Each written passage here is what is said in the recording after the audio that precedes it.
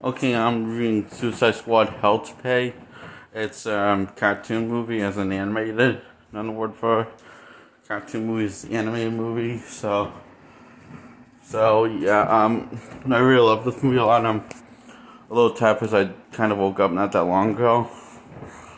So a little exhausted.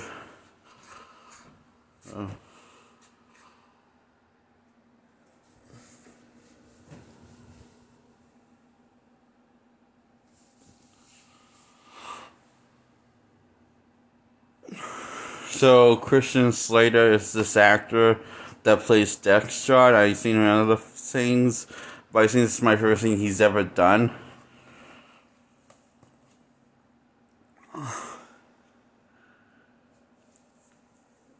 And I see him in many good movies as well as equally as many of not so good movies, as in mediocre movies, and sometimes which bad in some people's eyes. But I find this not bad. It's not great. I never seen him in a truly bad film. This is one of his best. This is the best movie that he's ever been in, and also kind of TV show. This is best my favorite role he's ever done.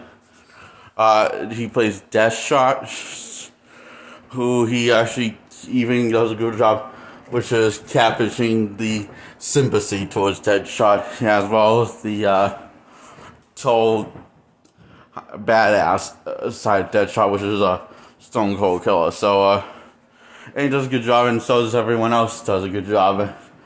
But I think my most surprise performance is how well Deathshot was done by Christian Slater, how well he did it. Deathshot, I think that was my most surprise because I didn't recognize that was Christian Slater until I looked at the cast.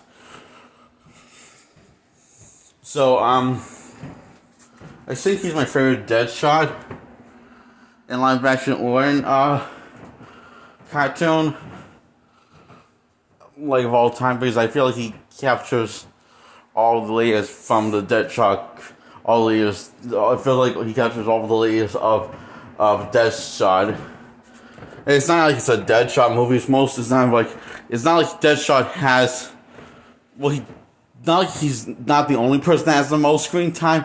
This other guy that has the another good chunk of screen time. But Deathshot, I feel like, gets the most developed, and so therefore he's the most complex out of the bunch of the Suicide Squad members and everyone else that Suicide Squad is fighting against. So, the plot is Amanda Waller is dying of some sort of disease. We don't know, it's not named, but we later revealed that it was cancer that she was dying of. And Justice League Dark popped a elliptic war. Yeah, we find out because Holly Lou revealed what was dying from. It was cancer, apparently. That's why she wanted the. And we get why she. I don't get why they didn't tell us, the audience, what she was dying from. We just. Because it's not like it's a PG-13 movie, it's a rated R film. Last time I checked. Hang on. I'm just going to go out of my room. So that's why I'm going out of my room. That's why I only have 3 moments of silence, okay? But keep watching. Don't stop. This is where I keep that movie. Yeah, straight out. So why the hell did you decide to, it's like, I don't know why, it's like, I mean, I've seen PG-13 films that, acknowledge what they, that, will tell you, what one of these protagonists is dying from. And usually they tell you, but this is one of the cases, even our film, is why not tell the audience that? It's not like it's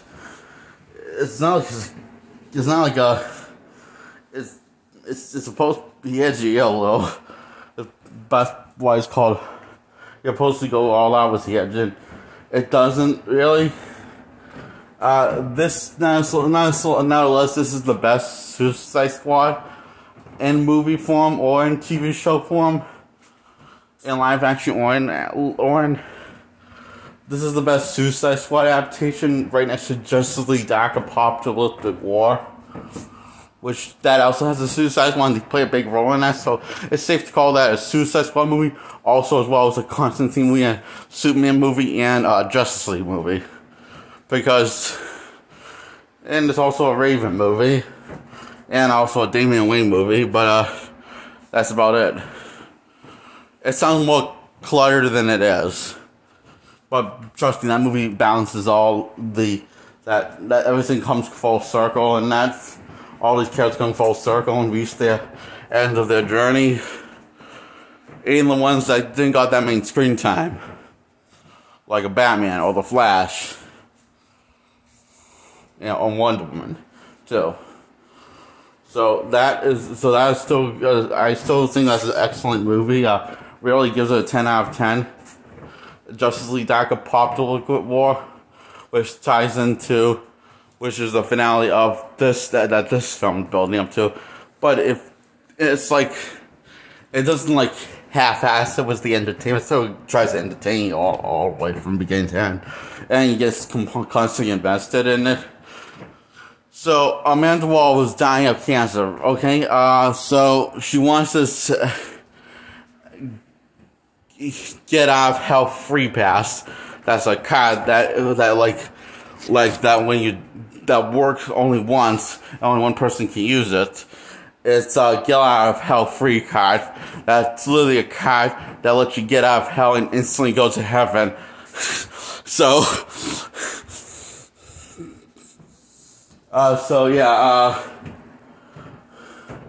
this is personal for Amanda Waller. So they have the Suicide Squad going on a shopping list for her, which is get out of hell free pass, which is a card that lets you gets you free a ticket, grants you a free ticket and having guaranteed, and lets you get out of hell in case you were going in there, or you think you were, good chances you feel like you were going there, you get to get out of it and go to heaven. You have to, and it works once you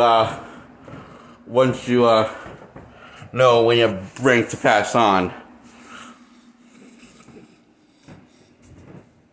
So, while wanted that card, she got it. Just the Jeff Shaw gave it to her. But there's a catch. That he outsmarted Waller.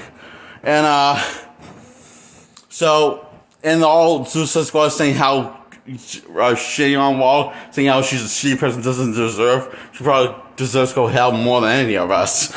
Just after the shit she's done. Which, they're right.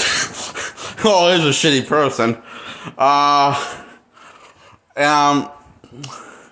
And this is after the Suicide Squad saying after this off to go on the road trip, and the video this all happens right after after a mission succeeds, but then two traitors backstab Deadshot, and on the Suicide Squad team, and Deadshot reveals Waller's listening. She's in my ear. She's listening to everything you said. You literally just confessed that you're a traitor. And Waller had suspicion about you guys, and she was right. And she blows up. She blows the guy's head. And then when the girl's head is about to blow, she asks Deadshot, saying, "Don't let me get my head blown up." Like, well, I know I was a bad person. I know I wasn't a good girl. But please don't let her get my head blown up. So he decides to spare her mercy by just shooting her in the head. And Waller's he said to that team that Waller's become more of a bitch since she lost her weight. As in her lost her fat. So Waller's become more of a bitch, less of a bitch. She's just become more of a bitch since she's no longer fat. apparently. But that's not only the reason why she's more bitchy. It's because she's dying. So yeah, and so yeah,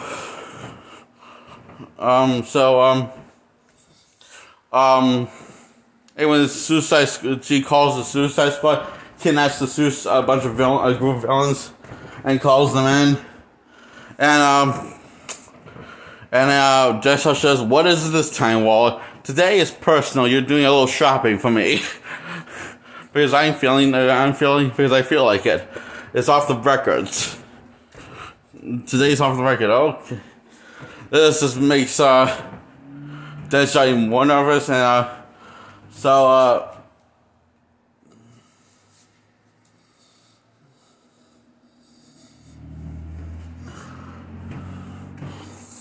Deathstroke's not the leader this time. This other guy that's the leader. Well, I forget what his name is, but it turns out his wife was murdered. Then he went on a ramp. It's like really his wife got murdered. Then he then he went on a murder rampage for revenge. We find this out when he reveals this to the audience, which he tells Deathstroke, and when he's looking for his daughter. And when he goes AWOL, and so he gets him back in before Waller finds out that he went AWOL, and he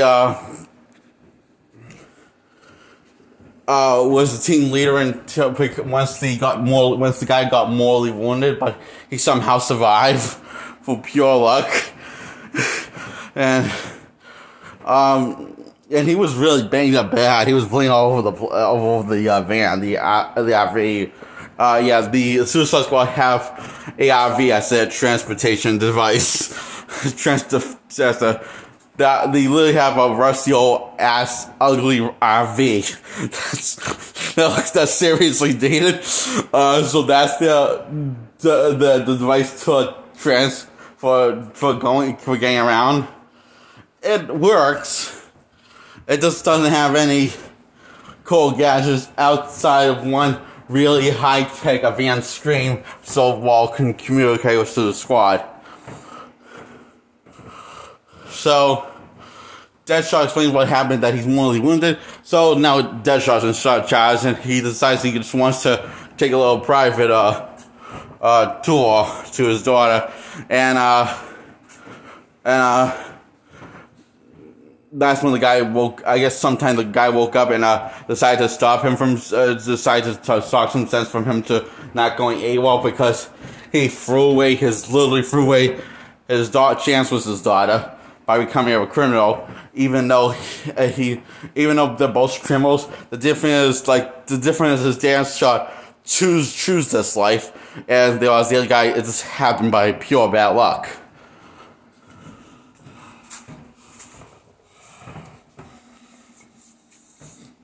So he makes a good point to Deathstroke, and Deathstroke doesn't want to. Deathstroke goes back to the Suicide Squad with him, and they regroup.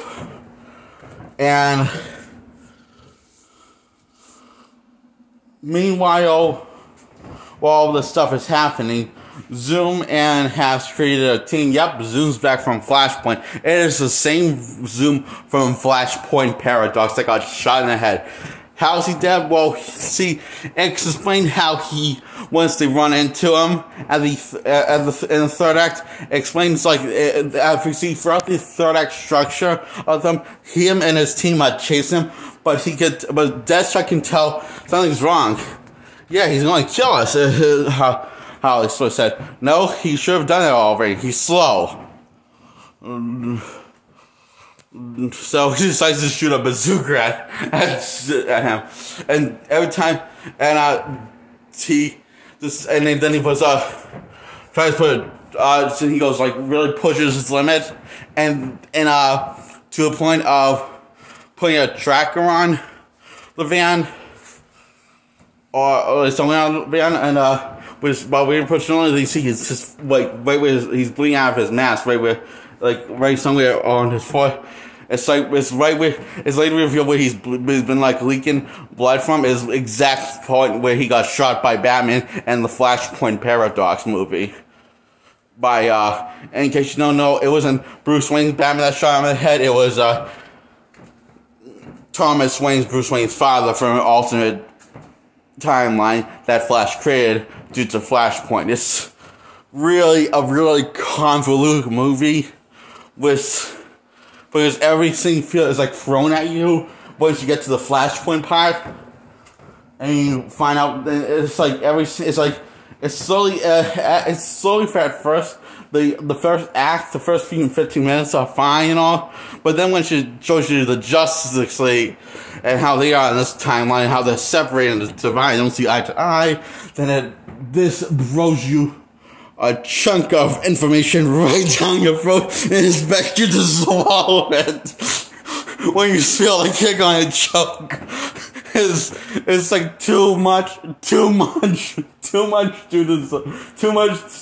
take in at once. So this is my least favorite DC film out of the ones I liked, because there's too much going on. I mean, really, a lot's going on. More than this is a bit off more than I could chew, basically. And it was chew before. You know how people say, you know, you should chew before you swallow, and otherwise it won't come out right, or your stomach won't feel right. That's kind of like what this movie, Flashpoint Paradox, called Justice League: The Flashpoint Paradox, is basically that, but for your mind.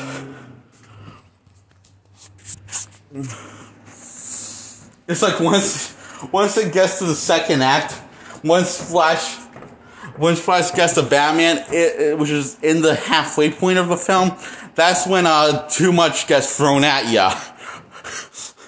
Once he meets Batman, once he runs into Batman, and so yeah, I reviewed that. It's not a bad movie, but it's not a great movie because it feels too much is happening on screen. This should be. I can't but feel like it would be better if it was just a 3-hour film because of so much happening on screen. If it was, but it's like not. It's your standards. It's pretty much a standard hour. It's like under 2 hours, I think. I believe, or under 2 hours, or at least 2 hours. No longer than 2 hours. It's either 2 hours or less than 2 hours. I can't remember the exact time how long it is. I just hope the live action adaptation of the Flashpoint movie with DCEU's Barry Allen, that's in the main DCEU continuity, is a better adaptation than what we got in the anime form, because it's like it feels somehow more Michael Bay than any Michael Bay film. As a more convoluted and more stupid at the same time. As a more convoluted, but smart, intelligent, and stupid because it's convoluted and so much going on. It feels more convoluted than any Michael Bay film, especially the Transformers film. Look, I love that. I know I gave them most of them 10 out of 10s, but you know, it's just that there's a certain limit I have to how much convoluted storytelling I can take, and I mean I can follow along, and that movie is, you know, I say what you will about Justice League, at least you can tell what was going on more than you could tell what was happening in Justice League Flashpoint Paradox. And I'm talking about the 2017 Whedon Justice League that pretty much edited all of Zack Snyder's work out of the film. Yeah, only 10 or 20% is in that film that Zack Snyder shot. The rest is just Whedon's Justice. So the rest is just Joss Whedon doing it. Yeah, so which is not even half of a full regular standard movie, which is an hour, which, to my knowledge. That's not even a full movie for a regular standard movie. That's around an hour or around an hour. So yeah. Okay, I'm falling off topic here. So yeah, Thomas Wayne Batman from the Flashpoint paradox that Flash created basically decided to save his mother from dying and finally going to prison. He ended up changing history as we know it, the DC universe, comic lore as we know it, because where the Justice League got divided on each other, divided pretty much, and the last thing I die, and in other words, there's no really any Justice League. This heroes fighting over a war, created war amongst each other. And yeah, it's a really not. I'm going to act like I have read the. I can't remember if I read the comic or not. Oh yeah, I looked at the comic, and the comic is a lot longer. The comic run of Flashpoint, I think it's a comic run and not just like one comic. It's a lot easier to follow along and a lot smoother. And this is one of the things I feel like the Justice League Flashpoint Paradox movie. I feel like they just didn't want. I feel like they just want to make it based off nostalgia, not because they knew how to improve it, or not because they want to tell a faithful adaptation that doesn't feel convoluted, hasn't too much going on, but because of nostalgia, because they knew that would just sell, and because they knew that DC. This universe of DC, the anime universe, is in trouble, and was going to be in trouble for a while after that. As in, it was the highest grossing, from what I understand, most popular light DC film in the DC anime continuity. This continuity, the one that Suicide Squad Hell to Pay takes place in, is the Flashpoint Paradox. Justice League the Flashpoint Paradox is the most positive received for some reason. I don't know why. Because I've seen Michael Bay films and that it feels less overkill story, that has that feel less overly crowded, more contained than that movie. So that's me not going into details. I only wasted like 23 minutes talking about it. So yeah, Zoom got shot in the head by Batman from another in the Flashpoint Paradox by Thomas Wayne. He reveals that at the end of the third act, he reveals what he did. He was vibrating his molecules and slowing down his molecule. But he basically used every energy to vibrate to slow down his molecules to. He vibrated his molecules throughout the time. So whatever timeline is in several timelines, his molecules have been vibrated in several timelines.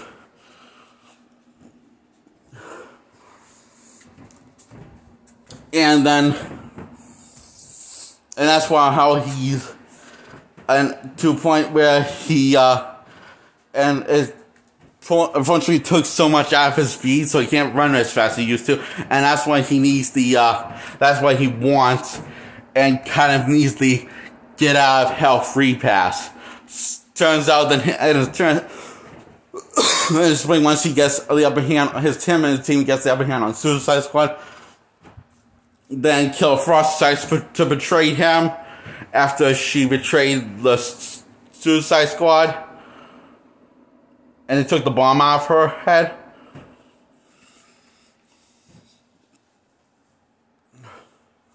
So she decides to betray Zoom's team. And Deathstroke says, I don't suppose you're coming back on our side, are you? you suppose right, Killer Frost says.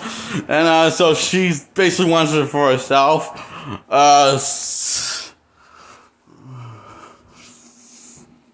And then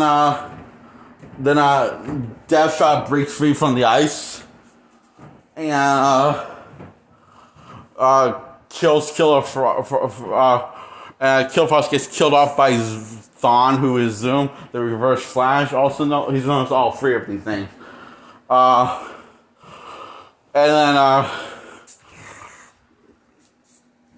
then back up while and Harley Quinn and all the other Suicide Squad frozen, and other Suicide Squad member are dead by now because they got killed off by Zoom's team, not because they betrayed Waller, because they got killed off by Zoom's team, and only ones that were left living were, Deadshot and Harley Quinn, and Harley Quinn's still frozen in ice because she hasn't found her way out yet, because it's harder for Harley Quinn because she's not covered in armor like Deadshot, so maybe that gave him a man, I don't know, or maybe it's just to look cool and make Deadshot more cool and badass. Because then when he's going head to head with Vaughn, the Reverse Flash, back up comes the mortally wounded Suicide Squad, decides to get his back and not let Thawne escape. So they're all three of just two against one, and Thawne